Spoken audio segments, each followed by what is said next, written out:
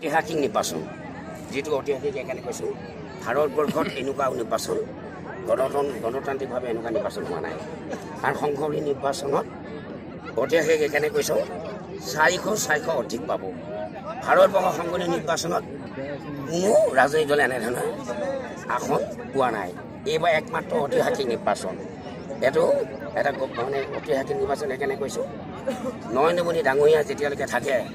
ভাৰতবৰ্ষত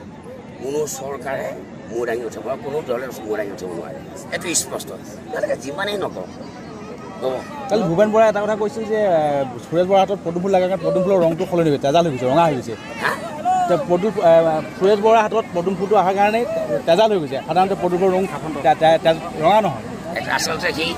আচলতে জিকা কথাটোকে ক'লে ৰঙিলে কি হ'ল আনন্দ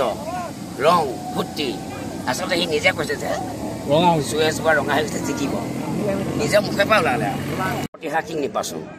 যেটো ঐতিহাসিক এখানে কৈছো ভাৰতবৰ্ষত এনেকুৱা নিৰ্বাচন গণতান্ত্ৰিকভাৱে এনেকুৱা নিৰ্বাচন হোৱা নাই আৰু সংসদীয় নিৰ্বাচনত ঐতিহাসিক এখানে কৈছো 400 অধিক পাব ভাৰতবৰ্ষৰ সংসদীয় নিৰ্বাচনত কোনো ৰাজনৈতিক দলে এনেধৰণৰ আসন পোৱা নাই এইবাৰ একমাত্ৰ ঐতিহাসিক নিৰ্বাচন এটো এটা মানে ঐতিহাসিক নিৰ্বাচন এখানে কৈছো নৰেন্দ্ৰ মোদী ডাঙৰীয়া যেতিয়ালৈকে থাকে ভাৰতবৰ্ষত কোনো চৰকাৰে মূৰ দাঙি উঠিব কোনো দলে মূৰ দাঙি উঠিব নোৱাৰে এটো স্পষ্ট তেওঁলোকে যিমানেই নকওক কালি ভূপেন বৰাই এটা কথা কৈছিল যে সুৰেশ বৰাৰ হাতত পদুম ফুল লগাৰ কাৰণে পদুম ফুলৰ ৰংটো সলনি হৈছে তেজাল হৈ গৈছে ৰঙা হৈ গৈছে সুৰেশ বৰাৰ হাতত পদুম ফুলটো অহাৰ কাৰণে তেজাল হৈ গৈছে সাধাৰণতে পদুম ফুলৰ ৰং ৰঙা নহয় আচলতে জিকা কথাটোকে ক'লে ৰঙিলে কি হ'ল আনন্দ ৰং ফূৰ্তি আচলতে সি নিজে কৈছে যে ৰঙা হৈছে সুৰেশ বৰা ৰঙা হৈ গৈছে জিকিব নিজে মুখে পৰা ওলালে